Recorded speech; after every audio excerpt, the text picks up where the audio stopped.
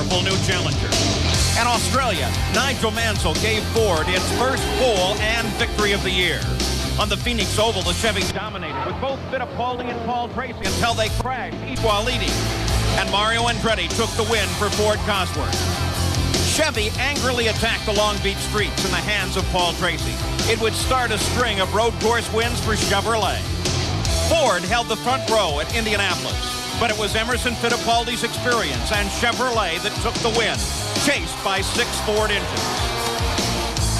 Nigel worked past Raul Boesel on the closing laps on the Milwaukee Mile, giving Ford a 1-2 finish and a clean sweep on the miles. Chevrolet teammates Danny Sullivan and Al Unser Jr. battled at Detroit. Danny and Chevy won. The power battle was now tied at 3-all.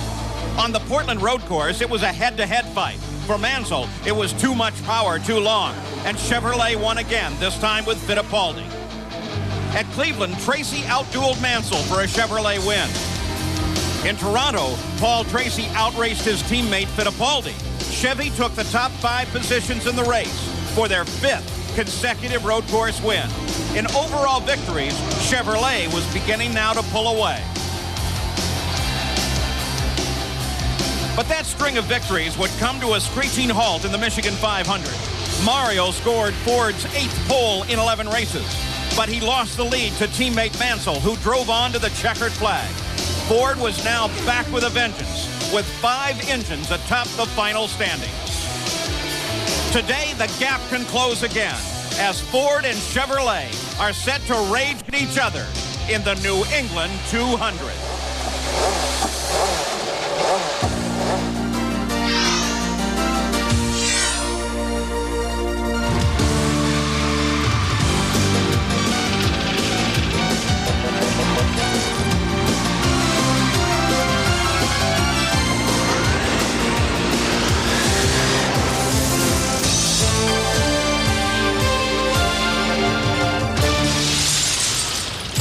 New Hampshire International Speedway, Loudon, New Hampshire, the New England 200. A great race course for spectators and a tough 1-mile oval.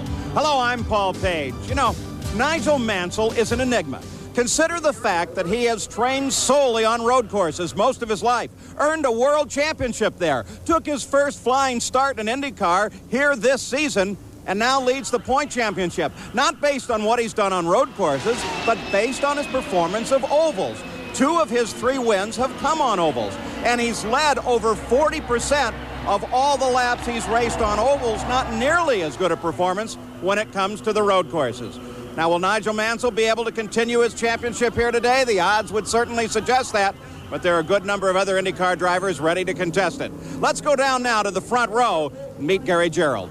Paul, this is the 5th time this year that Nigel Mansell has earned one of those precious bonus points on the road toward the IndyCar Championship. He starts here at the pole, and he does it by a mere 0.006 of a second. That's not even the blink of an eye. The bitter irony for the man who starts alongside, Raul Boesel, he did go faster in his warm-up lap. He sits here in the cockpit now. Down here in front of the cockpit along the side pods, concealed by blankets right down here, side pod deflectors. This team thinks it's giving them an aerodynamic benefit in this all-important race. Keep in mind, Raul, second to Mansell in the last mile race at Milwaukee, second to Mario Andretti in the first mile race at Phoenix.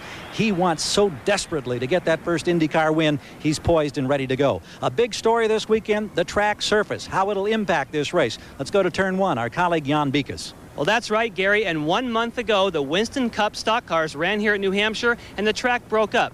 New Hampshire International Raceway wanted a perfectly smooth racetrack for the Indy cars to run on, so they ground away the affected areas, and then they put down 200 tons of asphalt. And then at IndyCar's request, they put down this lime substance that you see, the white here. That's to help the asphalt cure, which would take as long as a year under normal circumstances. What that did in practice and qualifying, it pushed the racing line higher.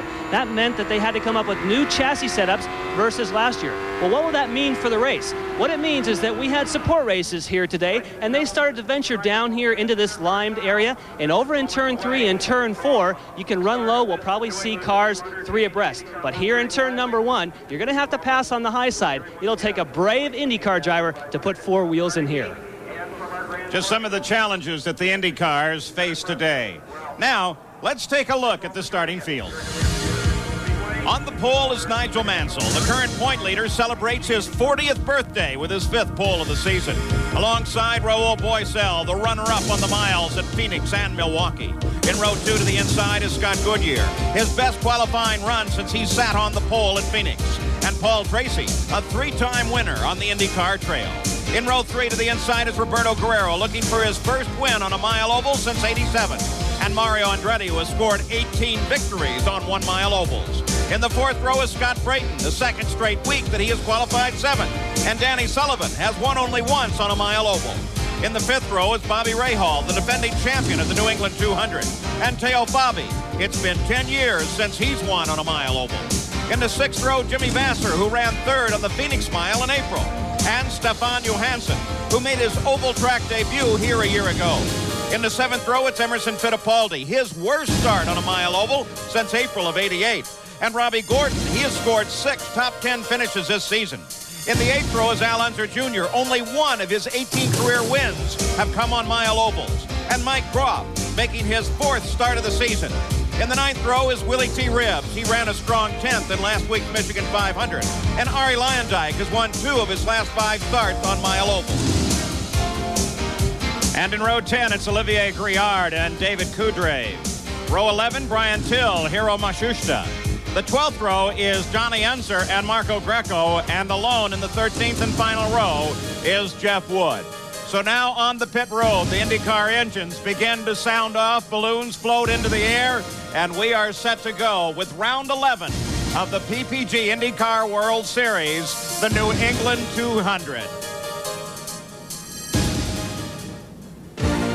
Today's coverage of the New England 200 is brought to you by Quaker State. The Big Q is one tough motor oil. And by Budweiser, the king of beers, who reminds you friends know when to say when. We're very close to the start now as ESPN is ready to follow the Indy cars to the end of the season. We've talked about Nigel Mansell, but Derek, what about other contenders? Well, his main contender is Emerson Fittipaldi. Now, he's had his 2nd bad qualifying in a row, and this is a pivotal race for Emerson because he knows if Mansell builds on that 19-point lead in the championship, then Emerson will very much have an uphill battle to try and win this championship for the rest of the year. Let's move forward on the grid to Roberto Guerrero. This is a new Budweiser team this year. They started off reasonably well, then lost their way a little bit, involved in some crashes, not always their fault. But recently they hired Steve Newey, an engineer that has a very good rapport with Roberto Guerrero.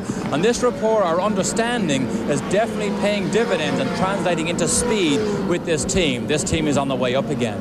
Now let's move to the front of the grid. Raul Boisel, the man who's been knocking on the door of victory so many times. He was on the pole at Milwaukee. In fact, he's been 2nd 3 different times. He almost won the big one at Indy. Well, this weekend, he was the fastest man in almost every session, including qualifying. His final warm-up lap was actually faster than Mansell's pole position time, but then he blew the pop-off valve and lost power. Now, I don't think there's anybody here that would not like to see Dick Simon and Raul Boisel wheel that Duracell car into victory lane for the first time. All right, the field has now begun to roll. We look at Danny Sullivan. Remember, he was not able to race a week ago in the Michigan 500 because of the flu. Last year's winner here was Bobby Rahal. The race is 200 laps. That's 211.6 miles, a very long distance for a 2-stop race, and that will figure into the tactics here today. Looking backwards to Raul Boisel from the pole sitter Nigel Mansell's car. Some of the onboard views that we will have for you as they scream around this mile here today. Over the shoulder of Raul Boisel, the PPG pace car, and the pole sitter just ahead. Danny Sullivan. Not only do we have this over the shoulder, but we'll have some telemetry on board coming from Danny Sullivan's car as well here today. So now they begin to scrub the tires, get as much heat into them as they can, and are set to go racing on what could be a pivotal day in the championship. It could thrust Nigel Mansell way out in front, or it may give the opportunity for any number of drivers to close in. The weather here today, we've got 80 degrees. We had a chance of rain, but now they say no problem at all. Nice sunny skies and low relative humidity. A beautiful day in New England. and a magnificent track. Great spectator track here. Plenty of sweeping grandstands so they can all get a nice view. Now on the backstretch, Nigel Mansell, Raul Boisel, as the rest of the field begins to align behind him. Mansell will pace the field through the third and fourth turn as he now begins to pick up the pace. Already the pace car is headed down the pit road. The rest of the field nicely aligned. Mansell with a slow pace coming to the green flag now begins to pick it up just a bit. They straggle out a bit at the back as we go green, and they go 6 abreast in the back of the field as Mansell and Boisel battle. Scott Goodyear drops into third place, moving into the first turn. Tracy moved to the high line. Scott Goodyear, the first one to test low on the track, but of course does slow at a much lower speed than racing speed as he comes up to full chat now. The yellow flag comes out. Yellow flag came out, and obviously the starter did not like what he sees, or else there's debris out on the racetrack. If there's debris, we will see some of the safety vehicles take to the racetrack. They indicate that there may have been contact in the fourth turn, and there may be debris down there, so they're going to send the safety vehicles out to look for it. There it is, as you see the safety team from IndyCar picking up part of a nose wing. The question is whose it is and how much difference will it make? So they'll send them around again. Derek, there in fact may be the answer. No. It's actually on the nose there. Yeah, it's Marco Greco who actually made contact, and the pieces of debris that we saw coming off the racetrack, in fact, are from Marco Greco's car. We may see him also take a trip down the pit lane. Take a look in the upper right-hand corner of the screen. Jeff Wood and Marco Greco apparently got together. And there it is. Apparently got together, yes. Boy. And now you're not supposed to pass anybody, so that was a little bit too anxious. But Greco, luckily, he didn't actually contact or make contact with the wall. Focus down on the front of the field. When that happened, the yellow came out. He came around, got it into the pit area. And so we run under yellow. With Mansell, followed by Boisel, then Tracy, then Scott Goodyear, and Roberto Guerrero. They will now come single file around. The track is clear. We should be able to go back to green flag racing in just a moment. Let's go down pit side, Jan Beekes. Well, talking about wings, Paul, take a close look at Raul Boisel's rear wing. He has what's called a cascade wing, and you'll notice that on Nigel Mansell's car, it has a single plane wing. What that means is that Raul Boisel has set his car up for more downforce in traffic. So wings could play not only part of this yellow flag, but the victory of this race. But the cascade wing, Derek, that should mean more drag and therefore not as high a terminal speed. Danny Sullivan ran this cascade wing during practice, and he was 6 miles an hour slower down the front straight here. He took it off immediately, thinking he was not going to be able to give up that much speed. Boisel reckons that during the course of these 2-hour races, if he can maintain the grip in the corners, he thinks he will more than compensate for that little bit of drag down the straight. PPG pace car gives the signal one more lap to go as we look at Raul Boisel. The same signal coming from the starter stand. So on the 4th lap, we will return to green flag racing. Marco Greco spun at the back of the start. That brought out the yellow on the 1st lap. Lights go off on the pace car, a signal to the field behind that they will now go back to the green flag. And Nigel Mansell, for the first time in his IndyCar career, has led the opening lap on an oval. Remember at the Michigan 500, he was so powerful. Will that be repeated here today? He makes that turn off 4. Lessons learned, picks up the pace.